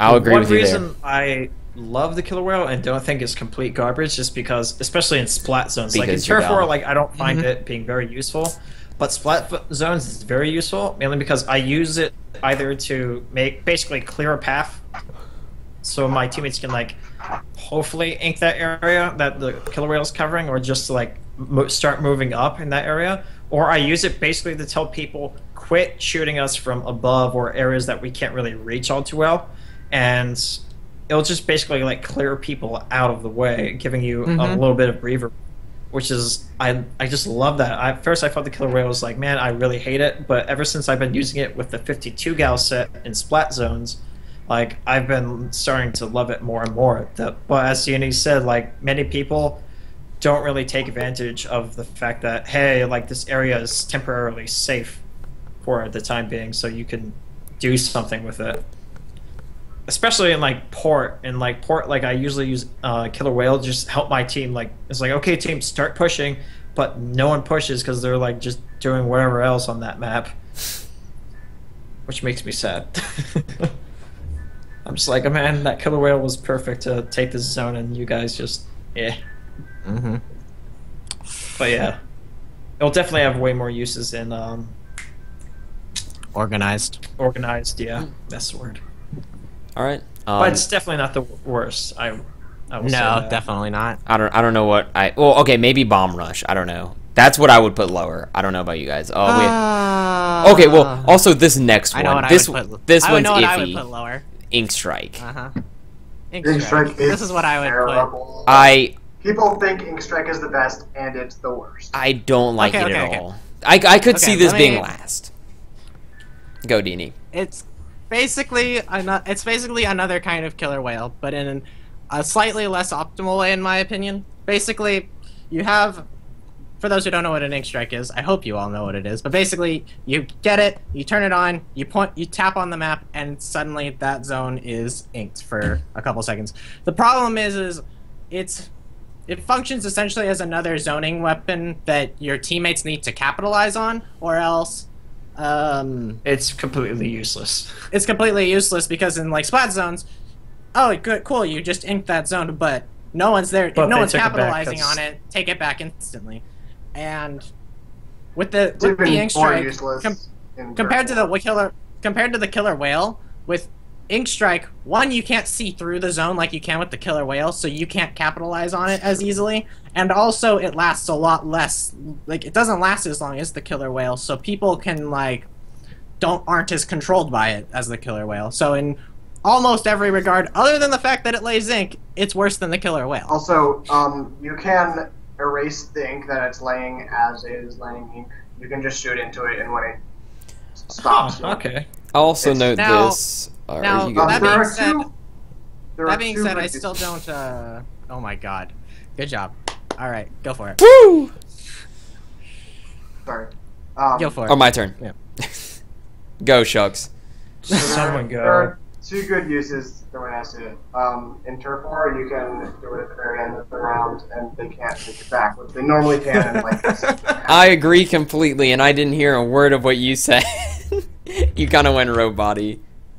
Oh, sorry, my internet. is Basically, he going said out. in Turf War, it's really good at the very end of the match because Right. of those epic Um, comebacks that I can do with them. it's a good defensive weapon in ranked. If they are attacking your zone, if you throw it out, they can no longer attack your zone for like a second. That's kind of nice. It's also something I wanted to note. I'm now seeing that, like, I know that this ink strike's worse, and it's not like this conversation has changed that, but I can see why it's better than the killer whale. But also, you're not gonna super jump into an ink strike. Like, if you pass by it, like, I've gone through an enemy ink strike super jumping to someone, and you're invincible, so it does nothing. You can jump into a teammate that'll put you into a killer whale. That's happened to me on 2 occasions where I jump across the map, and it just so happens where, like, from where I was jumping, I couldn't tell that was gonna happen, and I just landed and I'm dead. So that's just another thing. Yeah. Unsuspecting kill. The one thing that I can say about ink strike is that if you're gonna use it in splat zones. You can. That's the one thing it does do fairly well, is it does take ink and zone. It doesn't zone as effectively as the killer whale, but it does. You can like neutralize the objective, and if you capitalize on it, it does give you sort of a speed up in that regard. Whether that's more optimal than just using a killer whale, though, only time will tell. Again, both of those things are much better in organized than unorganized. Yeah. Just All the right. nature of them. 2 specials left. Echo Locator. I enjoy this a lot. Oh, man. I think it's really good, especially in pubs now where we can't talk to people. I think it's gonna be great in organized teams when people are like, "Hey, I need to know where the enemy team is," and you can pop it. I think it's really good. Okay, Oh, here he comes. This is yeah, like knowing where your enemy is, especially because of how you can hide in ink, and because are we gonna talk about perks later, or are we going to just We can gloss actually, over those? you know what we should do is, because I think there's so many weapons, we should finish up these and then go to perks and see what we have time for, and then maybe weapons Okay, next okay. week. So, yeah, But because of a certain perk that, well, we could probably do both, but whatever. we'll see. But basically, because of a certain perk, echolocate, knowing where your enemy is when they're swimming is kind of really important. So, yeah, echolocator just really strong. Unfortunately, right now in unorganized, most people don't know how to use it.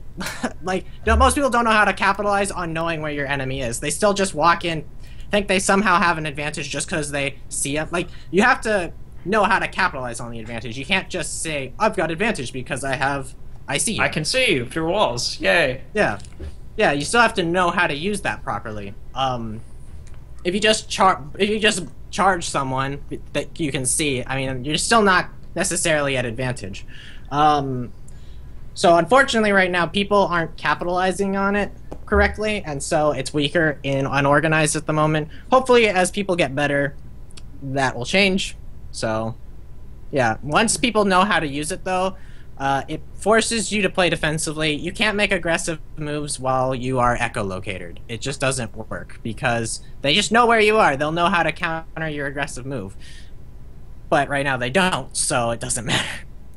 Also, one thing that makes me really sad whenever I see someone else use an echolocator is the fact that they use it when a majority of the enemy team is down. One thing to know about echolocator is the fact that they have to be alive. Yeah, they have to be alive when you activate it in order to track them, and it will only track them until the moment they die. So, or the timer runs out, which I don't know how long echolocator or if the timer lasts. runs out, but yeah. It's like 10, 15 seconds. Yeah. Someone in chat was saying bubble lasts 15. No, it lasts 5 seconds without any. But it feels like 30. It does. All right. It does feel like forever, but guys, don't worry. Don't worry. God, that would suck ass. All right, and the last special, Kraken, DNE, you can take this one to start. Oh God. Okay, this is probably one of the most powerful specials. You turn into the Kraken, and you are invincible, and you swim around and kill everything in your path, basically, in a single shot. It has all of the advantage. It has the same advantages of the bubbler in that you're invincible. Its disadvantage is that it cuts your range, but its advantage is that it swims through enemy ink, no problem, doesn't get pushed back. You basically can Kraken and be like, if someone's trying to attack you, you Kraken, and then they have to run away. They can't challenge you at all. They can't outrange you with like you can the bubbler. And also, if you're using it, it also has more aggressive applications because of this. You can just be like, oh, they're sitting up, there's a sniper's sitting up there trying to, like, you know, dome me. Whatever, I'll just Kraken charge up there. They're gonna have to jump off my zone. I win. That's how I see it. Something that I see a lot of new players doing wrong with the Kraken is they will use it, and then by the time it ends, they'll find themselves deep into enemy territory with nothing to do. So, just for newer players, be careful where you end up. Okay, I think that's all we have to go on specials. That's all of them. Power rankings, bubbler. Oh, go on, DAK. Also, one thing to know about Kraken is like when you're jumping with it, because you do that spin attack to kill people with it. Like, try not to whiff that, because that eats up a lot of your time with the Kraken. If you just constantly keep on whiffing those jumps with it, it just eats up a lot of the time and effectiveness of it. So every time I see a Kraken miss me, whenever he tries attacking me, like that's a plus in my favor, because at that point on death, you just give me more than enough time to just get the hell out of that area, and then it wasted time on your end as well. Also, do not pop the Kraken far from enemy players. There have been so many people that pop it when like they're getting in range of my Splattershot Pro, and I can just go turn a corner and go in my ink, and you will not catch me by the time your Kraken is up. You move as fast as the Kraken in squid form. I thought the Kraken was faster than regular squid. No. No, it doesn't feel like that. Are you running Ninja Squid? Because that's probably it. That actually, yes, does have that. Okay. This is why you have swim speed up on Ninja Squid. Yep. Pretty much. But yeah, let's move on to the perks, and then we can see what we do with our time after that. I think some of these we can go pretty fast on like damage ups and such. But also they're gonna be something we're gonna need to spend a little bit of time about. Can we talk about the best perk in the game first? Sure, lay it on me. And that is Ninja Squid. Oh my god. If you don't have Ninja Squid, go put on Ninja Squid. Pretty much. Like basically, unless you're an organized and you have a very specific situation where you might want to run something like recon, just put Ninja Squid on. You swim around, people can't see you when you're swimming at full speed anymore. Yes, you're slightly slower, but as I've found, just put if you have like one secondary swim speed, it's nullified. So just get a secondary Just swim one speed if you sub? don't want to run. Yeah, it's pretty I good. don't know about that, but it's easily nullified. Yeah, very easy to nullify. And it's a huge advantage not being able to see where you're swimming to. It lets you utilize your ink more aggressively because you can just force your opponent to guess where you're going, and if they guess wrong, you win the fight instantly. It's the best perk in the game. Get one. If you don't have it yet, go order it. If you don't Sounds have like it I in need your to get shop, it's Like it is only on, so it is, good. It's only on shirts. Just keep that in mind. You need it can only be found on shirts. Time to order clothes. Yep. Well, Yeah, it's good. Just But basically, what's great about Ninja Squid is the fact that normally in a situation, you wouldn't be able to, like, if you didn't have it, you wouldn't be able to, like, rush up towards somebody. Yes. But with now that you have it on, like, you can easily rush them, and then they're not expecting you to rush them at all, mainly because they're expecting, like, okay, where is he going to be because of his ink trail and the squid form. But no, I can just close the gap, and then next thing you know, you're going to die because you weren't expecting me to be there at that moment. The one thing that you really have to keep in mind when dealing with Ninja Squid is just ink whatever path is in front of you.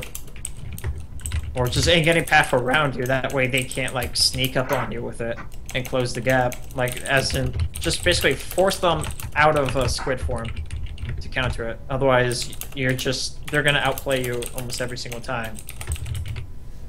Alright. I think that about covers it, so we can just start hopping onto these. Ink Saver main. Obvious, the name describes what it is. I think it's fantastic. You definitely need this if you're like running Splattershot Pro and some other weapons. it's good as a sub. It's not. It's not necessary as a main. Yeah, mains, there are specific perks you should have. Go, DNE. Yeah, the Ink Saver main. Let's just talk about all the Ink Savers at once. Basically, Alright. don't use the Ink Saver sub, just use the Ink Saver main. It's probably going to be better for you in the long run. You're not spamming subs all the time. Ink Saver main, though, it's alright. It doesn't, like, it makes life easy. It makes the game of resource consumption easier on you, the resource management side of things. But honestly, if you're good enough, it doesn't matter what gun you're running, it doesn't matter how much ink it consumes. If you're as long as you pay attention, it probably won't matter. So it's okay as a secondary. I don't think you should ever run it as a main because they're just better options. Yeah, you have the options that can only be mains, and that's what you have to consider. Yeah. Anything else from DAK Shucks? Like, if you're using Ink Saver sub, if you want to use it, you're probably better off using it for a wall because that's probably where you're going to get the most benefit from it. But other than that, just don't. How many ink savers would you need to throw 3 burst bombs? Because that would be interesting. I'm not sure. Like, why would you want an army of burst bombs, though? Like, I think you need. I don't know. You need like. That's the only use I can think of. I don't know, man. It only works. It takes one Ink Saver sub to let you throw one extra burst bomb, but yeah. Yeah, still not worth it enough. Anyway, Probably not worth it. You only want to be throwing 1 or 2 burst bombs a fight, anyways. So. all right. Next up, special charge up. Does anyone know how like effective this is? Oh my god! I honestly think it feels like it's somewhere between, like, I think it might be a 50 to 100% increase Holy in shit. charge. No. It's Wait, as a main or a sub? as a main. Okay. As a main. Yeah, I was about to say. But I have it as a main because specials are the swingiest part of combat in this game. You want your special up as much as possible. You want more Inkzukas, you want more echolocators, you want more killer whales. You just want more of your special. It doesn't matter what special you have, you want more of it. Unless it's and- in strike. I need more power. Yeah, I know, it's still good. I get what you're saying, DNE. I'm kidding.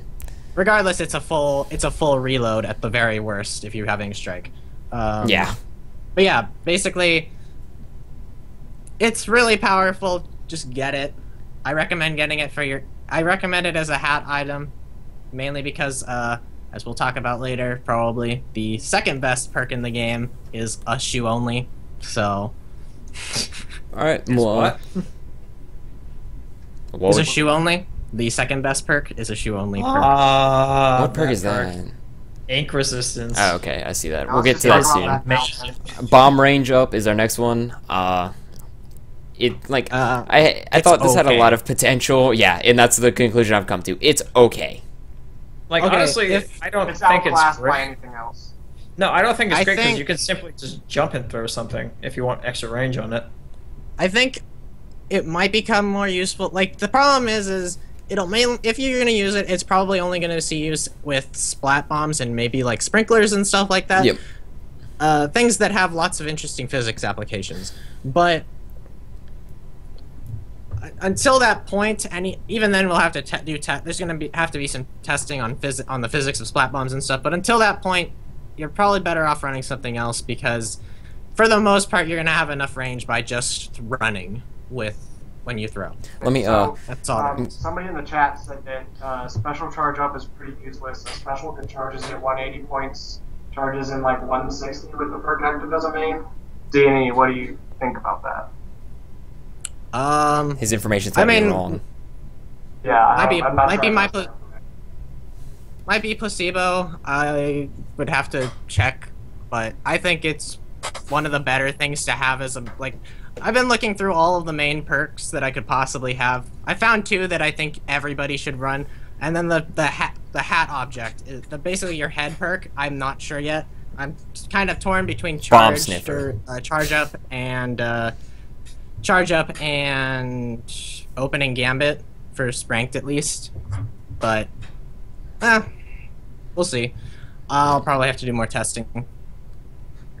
All right, tenacity is the next one. Can someone refresh my memory with what this does? Tenacity makes Hey, it if so someone that your disconnects charge from a time- match, Oh yeah.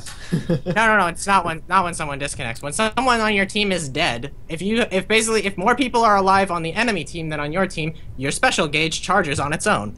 That's pretty good. Okay. Especially in unorganized. In organized play, you probably don't want a perk that Benefits you. relies on people being dead to be effective. It relies on you guys being down people basically at certain situations. You don't really want to tech into that. You want to assume that you want to play assuming you are going to win because you're better, not because you have this crazy perk that lets you have more specials. It's probably not worth it. All right.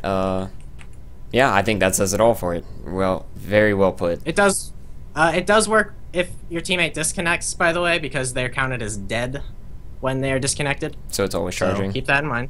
Yeah, keep that in mind. Quick super jump is the next one. It's all right. Yeah. I alright. don't really see the need to jump faster. Same. If you're There's a trying lot to of reinforce, okay, I there's think a it's lot of- better than the every time. Go, sorry. Okay, every Yeah, DAK, your turn. between let's just talk about the two perks that affect your super jump. We have quick super jump and we have stealth jump, which makes it so that your landing isn't seen. If I have to choose between two, I would pick the quick jump because if you super jump to someone and they are fighting a battle and you need to back them up, you want to get there faster. If they lose that fight because you didn't get there faster with the stealth jump and you're now dead. stuck in enemy ink, you're still dead. So I quite between like the two, jump, actually. take quick jump. Stealth jump is just, it requires you to be in a safe location anyways, which in that I case, disagree. I mean, you don't really I need like to be I think it's Basically, yeah, but the reason why I don't think stealth jump is that great anyway is because you shouldn't be squid jumping recklessly to begin with. You basically want to squid jump when you know it's going to be safe. So here's my. Or safe enough to give you enough time. Aweshucks to, doesn't even let DAK position. finish. I Wow. thought he was done. I'm sorry. I'm terrible. No, I like there's that s- pause him, so he was I alright. like stealth super jump because in organized I won't be using it. And right now I'm mostly using ink resistance anyway. The stealth super jump is a shoes only. But I enjoy it mostly because I can't trust my teammates to not die by the time I get there, and I tend to do risky super jumps more often than I should.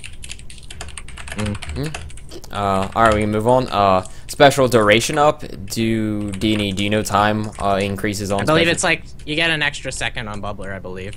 which is kind of nice, but... I think it's nice, but not needed. If you're using it at the right time, you Yeah. should be getting your most effectiveness out of it in the first few seconds. Like, what you should be getting done in 5 seconds, you don't need 6 seconds to do.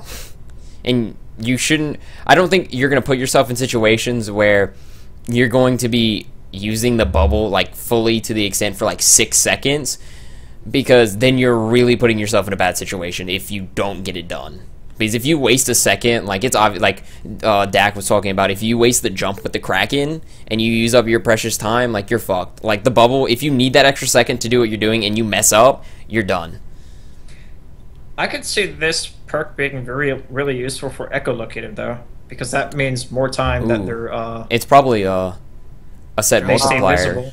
so it's probably In not chat, just a second Dirk ad. in chat, Dirk said you do get extra shots with the Inkzuka, which is I didn't think about, and that's a nice little That's perk. true. Yeah. It's nifty, but I don't...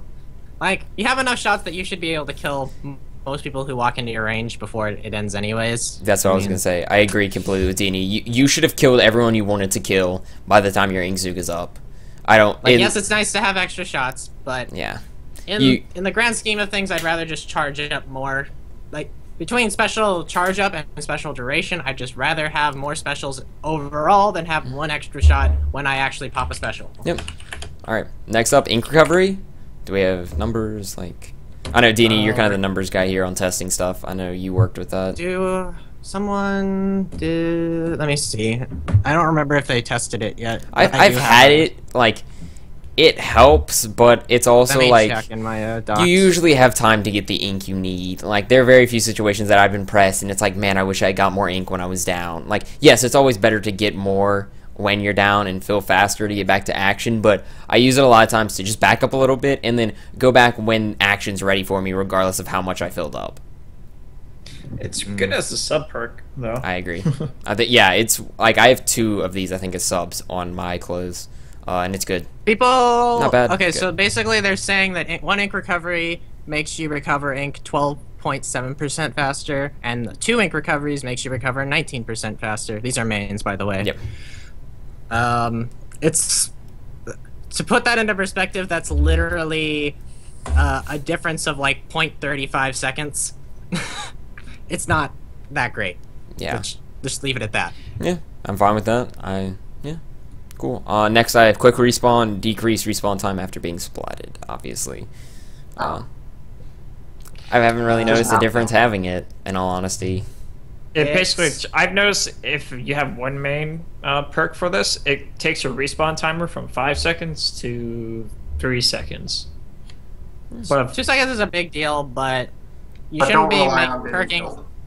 Don't perk on things that rely on you being bad, basically. Yeah, just like pretty much. tenacity. Yeah. All right. I was just saying what okay. it did. That's all. Okay. Okay. Special saver when you die, it doesn't go down as much. I think it's good. Again, not great as your main. Like if you pick it up as a sub, great. Like I'll take it.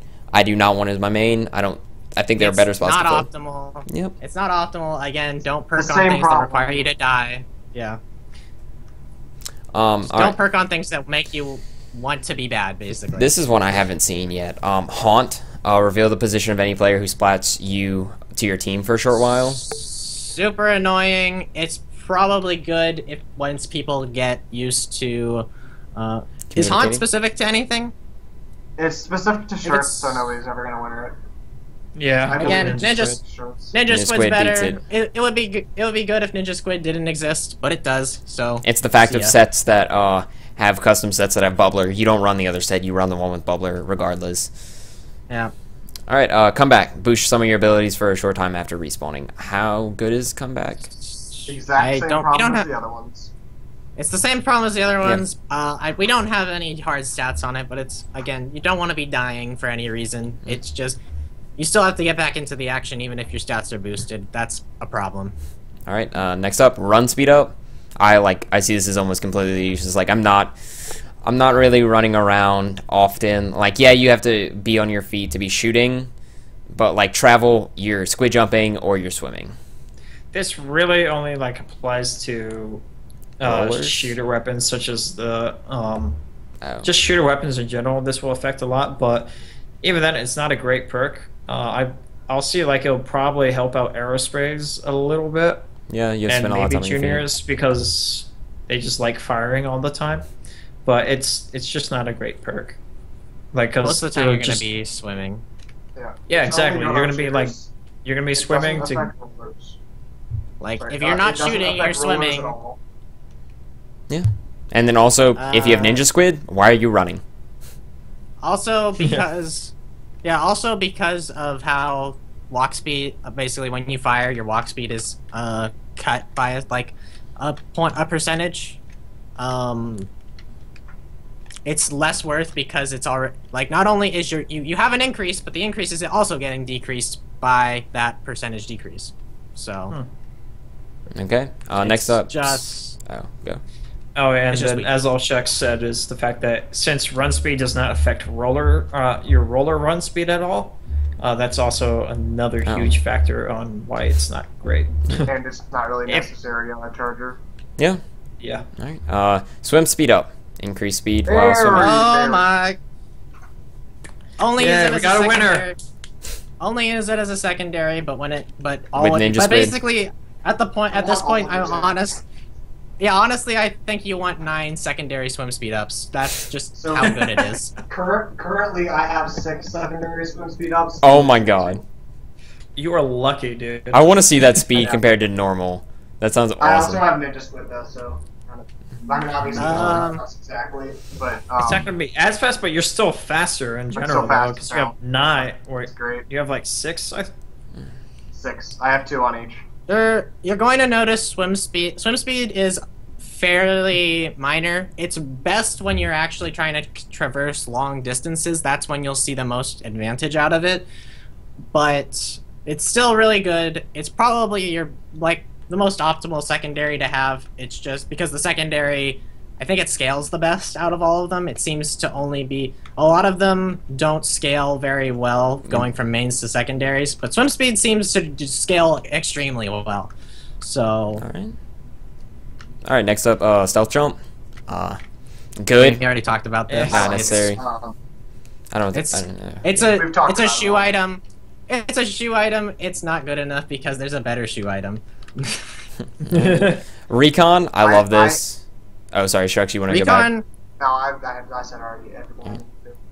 Recon is a great organized team perk and Yes. a terrible unorganized team perk. I agree. It is the only perk in the game that could possibly reach. It's another shirt only, so it's the only one that could possibly replace Ninja Squid, but only on one person on your team, and only in organized when you can actually talk to people who give a damn. Yep. Opening gambit. This is. I would oh, assume sorry, I'm Chargers going would too fast. use the Recon the most in organized play. I don't know. Would you I can want see that. your Chargers jumping back to spawn to check? I wouldn't It's want them out of okay. position. I would probably put the roller on recon duty, Yep. honestly. That's what I was Especially thinking. with Yeah. the ink brush, which we can talk about later. Which we'll talk about in a bit. I Yeah, think. we can touch So- on at least that weapon in the NES the gank zapper. rush. But opening gambit. Talking about the. Yeah, opening gambit, Opening Gambit, is yeah. is probably one of the only things that it and special charge up are the only 2 things that I think are actually worth running on your main perk for your hat at the moment, because the other 2 perks are currently closed because of Ninja Squid, and I think the next one we're going to be talking about, not including. Basically, opening gambit, last ditch effort are the 2 things that happen. Opening gambit starts at the first 30 seconds, last ditch effort the last 30 seconds. Last ditch effort is worse because it's at the end of the game. You want to win early, not late. In this game So, in particular, because Also, last ditch effort is basically useless in splat zones. Don't use it. use it for turf wars. Use it for turf wars because the last 30 seconds is what matters in turf wars. For splat zones, you want opening gambit because opening gambit gives you speed up, and that basically efficiency. means you're going to be moving to the objective faster in splat zones or tower control when that comes out, and that's a huge deal because you get the objective first, which is to your advantage. So I run opening gambit. I'm almost always the first person to the center. That's not necessarily because of opening gambit, because I'm the only person who actually goes straight for it. But it is very useful to be the first at mid. It's very versatile to be the first at any particular objective. especially Exactly. because of how the symmetry of the map works and how most of the zones are at the center. So, something to keep in mind. Ink resistant And- up. Here we go. The second best perk. It is something. It's always. How Always fast put it does on it your make you an shoes. enemy ink? Okay. 80%. We actually have. Okay. Normally, you take 50 damage over 3 seconds while standing in enemy ink. Your movement speed is reduced to 12.5% of normal, and you suffer a 60% reduction in jump speed and height as well. Ink Resistance Up changes all of this. When equipped, you only take a maximum of 25 damage when standing in enemy ink for 6 seconds. Your movement speed is reduced to 80% of normal, and your jump speed and height are unaffected. It's amazing. Oh my god. Just because, yeah, it's amazing. It gets you out of situations where like the enemy inks your feet and you're just like, oh fuck. Ink It Suka. can- The one, like, the arrow spray has an effective range of 2, but its ink spreads all the way to 3. So you can, if the arrow spray catches you in its ink because of like the range difference in when it can hit and when it can ink, really good for getting out of those sticky situations where they're approaching you. All right. Yeah. Next It's to the best defensive perk in the game. next to we can kind of just glance over defense Defense up and and damage damage up. Yep. Damage up is for the most part useless unless we talk about something like the burst bomb thing, like from before. If you have a damage up, burst bomb plus splatter shot, single shot. But I equals don't, kill. I don't believe it changes Flush. any shot. It doesn't But it make doesn't- faster. It doesn't affect your kill change speed. The kill times. Yes. Yes, and that is a problem. That being said, it isn't the worst thing in the world because you can still, because of how ink works, you take damage over time while you're in enemy ink. So if you lay ink on top of someone and then shoot them, it's still the cap goes It to could help. 99.9. So it could help, but there are better things to have. And defense up, diminishing returns to the extreme on that. Lots of diminishing returns. It is pretty good. It does. It's a very meta-dependent thing. If everybody's using things like the splatter shot, having 2 defense ups makes the splatter shot a 4-shot instead of a 3-shot. That's a huge deal in terms of kill time. So if you just see certain guns only being used, slap a defense up on. It might help. Slap a defense up and maybe a couple secondaries on. Who knows? It's good. All right. It's not the best. Bomb sniffer. We've all agreed it's pretty nah. Like It's you too can do with situational. yeah, and you can do without it. The way I see it, like, if you already understand the game, Bomb Sniffer won't be necessary at all. Yeah. Yeah, It's also, I believe, a shoe only. So ink resistance. so here's Ink the thing. Resistance With Master bomb- Race. I was having this conversation earlier in Shopbox because somebody figured that bomb sniffer was the best perk. Eve. I don't know how. So here's the thing: if you're paying attention, you don't need it. You can see everything except mines. So people say, "Oh, but I like to see mines with bomb sniffer." It's no. You have enough time to react and get out before a mine explodes because it has such a long animation. Yeah, unless you like flub and unless you hesitate when a mine is going off, you will die to it. But if you remain calm throughout the whole thing and keep going, then you'll be fine. It's just whenever like the mine whenever you delay when the mine is going off is when you're going to die from it. You like panic jump and then you're not moving, and you're stuck in the blast radius. Like panic jump, or like you just like for some reason like stop moving for like a brief for just a split second, and it's like bye bye you. All right. It's and- just like just keep moving if you see a mine if you can. Some situations where you probably won't be able to move fast enough. all right. Last perk we got, cold blood. It doesn't seem good enough. It's too situational. Again, Yeah. you have to be echolocated or point censored. There aren't that many guns that actually have point sensor on them. Though my favorite gun, the best gun in my opinion, is has it. But What is that? that notwithstanding, it's probably not worth it. What gun are you talking about?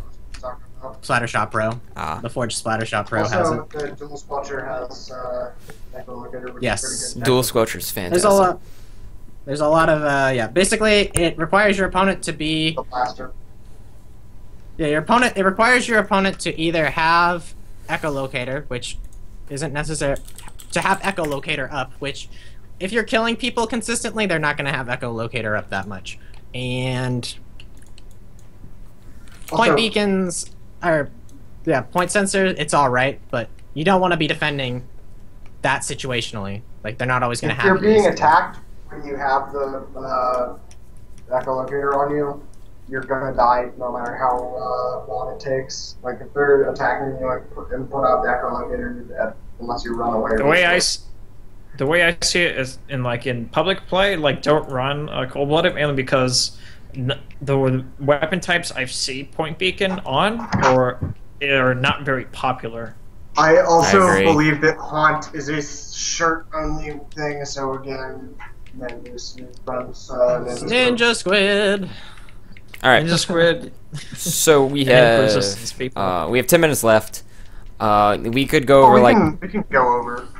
Well, like we can go over really powerful weapons. But I'd say we go over. Well, first let's talk about the ink brush. Yeah, I was gonna say we go over ink brush, and also people in chat who want to ask questions, like write them out, and I'll like collect a list that we can go through. It's not the end of the world if we go past. Yeah, it's just I have stuff to take care of, so. Oh, all right then. That's cool. So yeah, if you guys want to take it away with ink brush discussion and chat, if you have questions, start typing them out, and I'll get them. DNE, I think ink brush is I think ink brush, notwithstanding the crack-on roller, the crack-on roller versus the ink brush, which are basically the only two viable rollers at the moment. The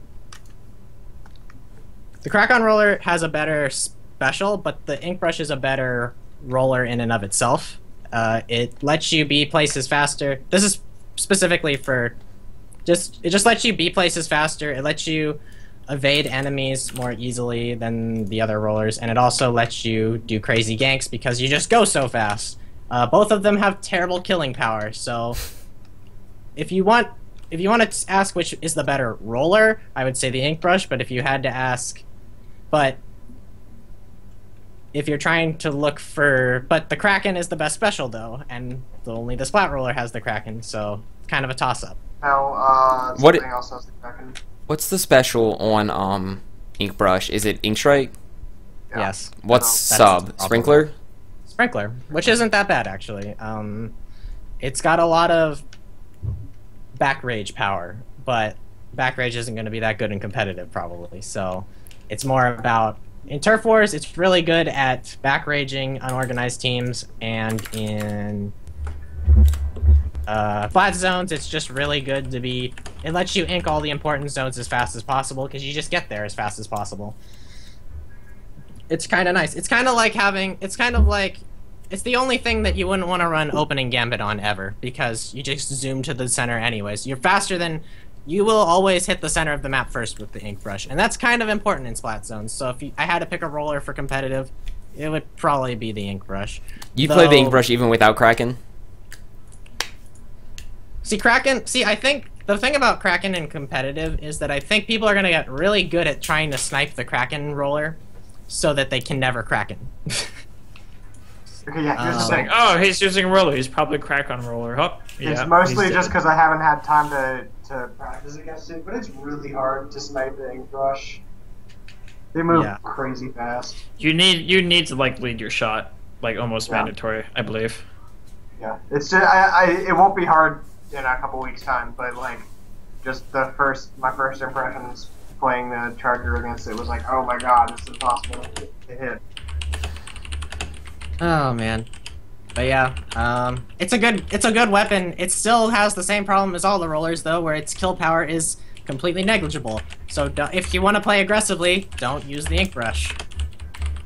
Yeah. At least if you want to play optimally, you can use it aggressively, but you have to outplay your opponents to actually use it. I'm gonna ask my own question, you guys.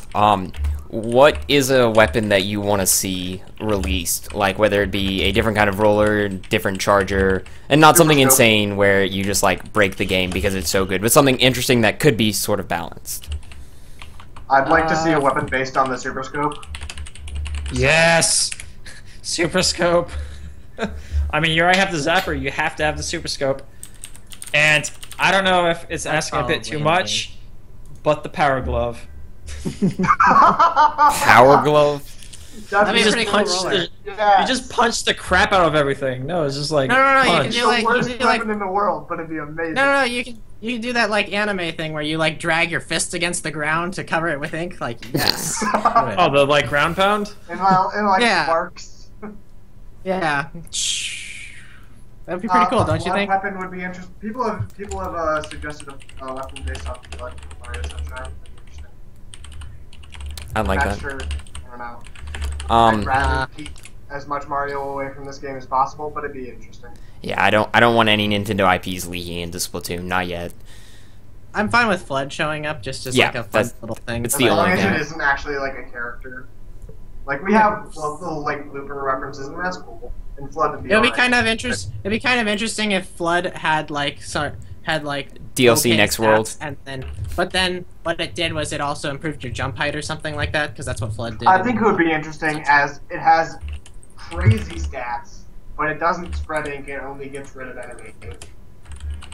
I'd that love would be that. kind of funny. I'd love that That'd be so interesting, much. right? It'd probably be terrible, but it'd be a very interesting play on the whole. Me and grind. DNE had a talk on TeamSpeak the other day, and I agree with what he was recommending at the time. A roller that just flings faster. Like that's not the That's ink not brush. the paintbrush. That's not the basically. Yeah. Give me an ink brush that's slightly slower but kills in 2 shots. I'm okay And with that. can actually just spread give ink. me. Yeah, just give. Well, it does spread ink actually. The I mean, ink brush is spreading actually by, pretty like a good. normal roller. But at spreading, Like has but, a like- decent trail. we just need a roller. The best what rollers need right now is a roller that has a decent kill time. None of the rollers have a good kill time. Dynamo roller takes like 0.7 seconds to kill someone. Splash roller kills like marginally faster than some of the ranged options, but you're gonna get outranged anyways. All of the close range weapons out kill time you. And the ink brush, well, let's not talk about that. It's bad. One serious question that was in the chat. Oh, you're going still. Take it away. Was someone talking? That's what I heard. Oh well. I don't know. Was someone asking? Someone asked, do you see rollers being in squad composition for organized play? Maybe. Sometimes. There's a possibility. Okay, It depends on. here's like my biggest. Here's something that I've thought about. This is something I've thought about a lot, and I think you're either going to need. It'll either come down to whether, if the rollers, people find that the roller spreads ink enough, in a greater amount than say the arrow spray, like because the arrow spray is the best shooter when it comes to ink lay. But basically, laying out ink is how you win fights. If you have enough ink, you will always win a fight. It doesn't matter how many people come at you, you're gonna win the fight because you can just pop up everywhere as while you have ink down. So, if it might be beneficial to have it so that you have a team comp where just one person just dedicates their entire existence to Spreading laying ink. down ink behind you guys so that you don't ever have to worry about it yourself. You can play more aggressively while other people do the busy work. The question though remains, do the rollers actually lay ink fast enough comparable to the arrow spray that it's worth it? Because if not, then, and the charger also actually is fairly competitive when it comes to ink laying passively. So again, just is a question of, is it worth it to have slightly reasonably faster ink lay time? My opinion is we will see rollers in competitive play, but not on every team. I think it's something Yes. that one member of the team will occasionally play, but their main weapon will be something else. I agree on that. The less corridor-based a map is, the more rollers you will see. So Yes. Port Mackerel, and Salt Spray Rig, no. Mall. Walleye Warehouse, and not Mall. Walleye Underpass. Warehouse and Urchin. Walleye Warehouse and sort of, I guess, Urchin. Yes, probably. State Park. Yeah, urchins Skate park, actually. yes. I've actually seen urchins just basically win because they had a roller that was able to roll in the point and just win it for the team because they were able to neutralize it and cap a zone pretty effectively in urchin. Someone asked, is the charger really useful for Turf War? Yes. To an extent. Not you have to play. You have to play it in a certain way. Yeah, I was about to say you have. Oh, It's I play Charger. a very. Well, no It's one a cares. very supporty weapon, though. So you have to be the thing about very Chargers careful in with it. Splat Zones and Turf Wars is on a good team, it will very much boost their effectiveness. On a bad team, you're not going to be doing anything. So, a Charger is very much a support weapon, and you need to have a team to be able to back you up. So once Organized comes out, I expect we'll see some Chargers. More Chargers. Useful. Yeah, more Chargers. Also keep in mind, like, Chargers are currently, in my opinion, the most difficult weapons to use in the game. So it's got, like, you're really, it's... I wouldn't say difficult, I would say that they have the most specific role. Well, you just gotta put in a lot more work. I say high skill ceiling before you, like, can, like, be good with a Charger. You just need to the problem, practice. well, the problem is it's definitely the hardest weapon in the game to use